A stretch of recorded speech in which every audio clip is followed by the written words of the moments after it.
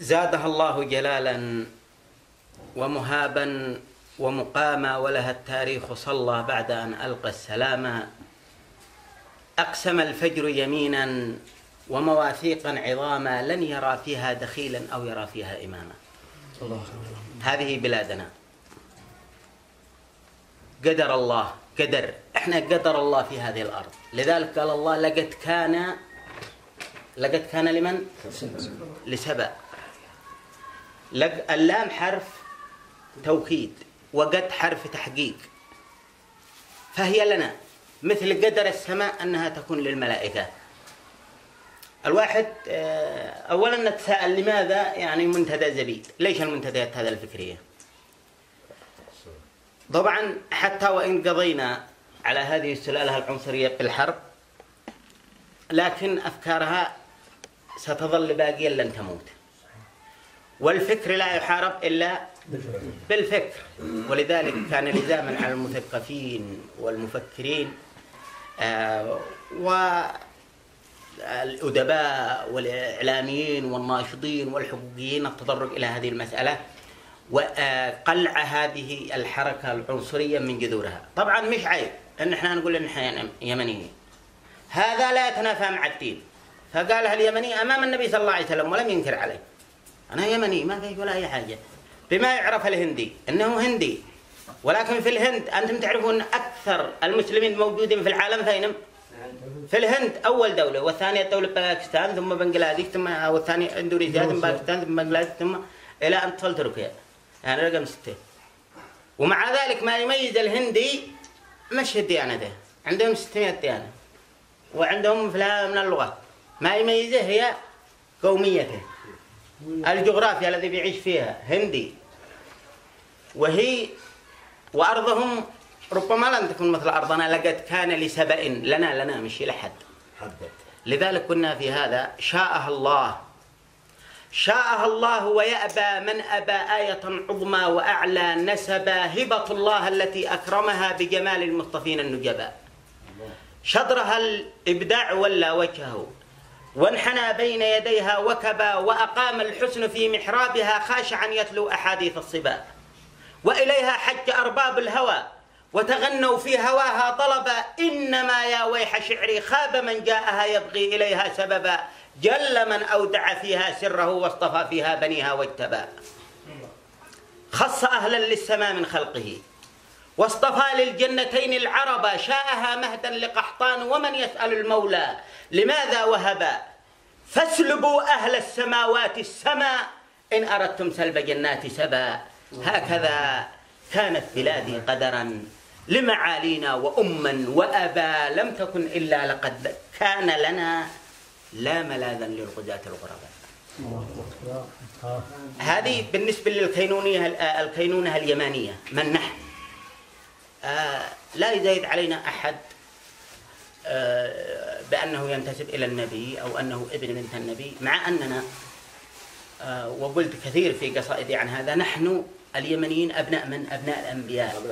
يعني تستطيع تقول أتفه يمني هو حفيد نبي، صح، ولكن هم حتى إن قالوا أنهم ينتسبوا إلى بنت النبي صلى الله عليه وسلم، لكنهم لم ينتسبوا إلى محمد صلى الله عليه وسلم، لم ينتسبوا إلى كف، لأنه ابن البنت عمره ما يكون من يحمل نسب العائلة.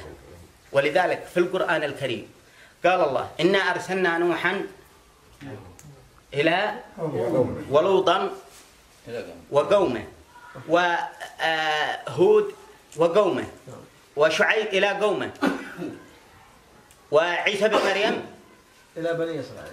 إذ قال عيسى بن مريم يا بني إسرائيل لم يقل يا قوم ولا لا قوم أبدا، لم يذكر قوم في القرآن الكريم، وهو الفاصل بيننا، إلا في آية واحدة تخص عيسى بن مريم، قال وأتت به لم يقل قومه، قوم أمه، لأنه ابنك. أيوة، فلذلك مستحيل أنه يكون ابن البنت من القوم. فهم مهما كانوا، حتى وإن كانوا أبناء النبي، فلا يتفضلوا علينا. أما ومش أبناء النبي. ولذلك قلت أنا في قصيدة يعني بالمناسبة، قلت زرعت ما أشتهي في خدها قبلا، فمن سواي يسيقني التين والعنبا. وفي لماها سكبت الخمر من شفتي، فمن سيلتم فاها لو به انسكب. إذا السماء أرادتني لها ملكا، من سينزع مني التاج واللقب. أما ترى في لقد كان التي نزلت في الجنتين قضت في حكمها لسبا. لا كائنا كان صهرا أو حفيد نبي أو ادعى الفضل فيما قال والنسب حتى ولو صادقا. أما وقد طحضت دعواه في الوحي، ما كان النبي أبا هذه البلاد سوانا لا ترى ملكا ولا تقر بحكم الزمرة الغرباء. من أنت من أنت من أنت من أنت يا من جئتها وجلا مطاردا خائفا حيرانا مضطربا، ما استقبلتك نبيا لا ولا ملكا يحثو على أهلها الألماس والذهب. أتيت مستجديا فضلا تمد يدا لله يا قوم من أعطى ومن وهب. أيبتغي باصد كفيه أمس بأن نقبل الكف هذا اليوم والركبا. كلا فأن ذرا آوتك من فزع تأبى بقاءك محتلا ومغتصبا. مهما كان نحن أبناء هود وأبناء صالح أبناء الأنبياء، لا نتفضل على أحد ولا ندعي لنا فضل، ولكن ليس لأحد فضل علينا على الإطلاق، لا بدين ولا بغيره، ولا يستطيع ولم يأتي الدين ليشرع لهم إهانتنا. عندما نتحدث عن اليمني في تاريخ الإسلام تاريخ مشرق. عندما كان تمثل دين الإسلام في الديانة اليهودية كان المسلمين هم السباقين، ويجي اليوم يعيرنا يقول إن كان إحنا يهود. إحنا نعتز بهذا، إن كان إحنا عندما كانت اليهودية هي دين الإسلام إن إحنا أسلمنا وكلنا كان إحنا يهود، هذا نعتز بها. ما اتجهناش نعبد صنم نصنعه إحنا وحين ما يجوعنا رجع ناكل ولا رجع الراجم ولا نعبد ضبع ولا نعبد بقرة أبدا، ما اتجهنا على الإطلاق لهذا. عندما كانت المسيحية دين السماء ورسالة السماء هبينا، وقصة أصحاب الأخدود شاهد علينا. ولذلك قلت في قصيدة: يا شاديا فوق هامات السحاب أنا، من ابتنى في ذرى هاماتها وطنا، ومن نسجت بعرش المجد مملكة سميتها يا شماريخ الدنا يمنا. نسجت من ذبذبات الشمس رايتها حتى النجوم لها شيدتها مدنا، يرنو سهيل إلى صنعاء في وله، وعانقت نجبة الشعر أختها عدنا.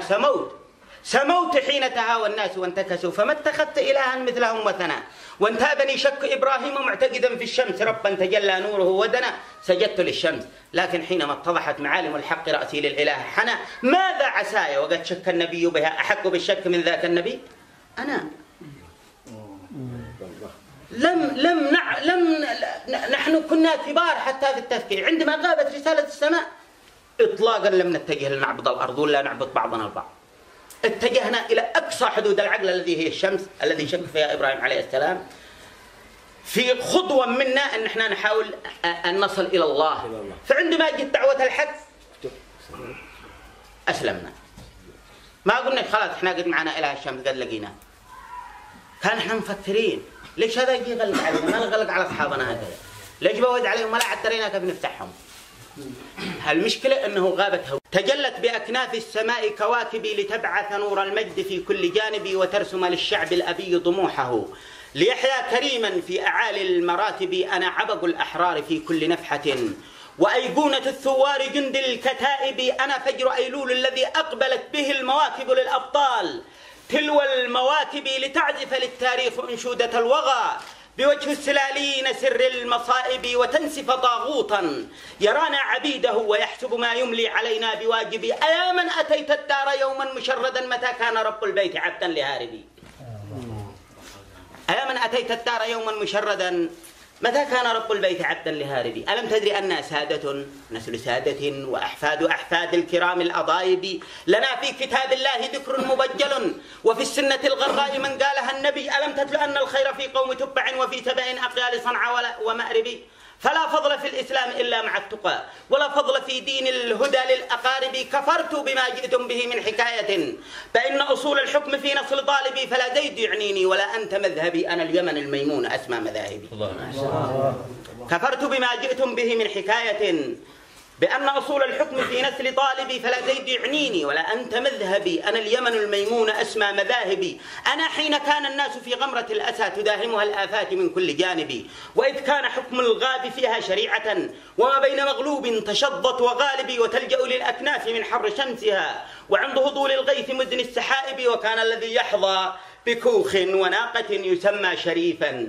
يا لهول المصائب أنا كنت في مجد وكانت حضارتي تضاهى بأكناف السماء السواكب.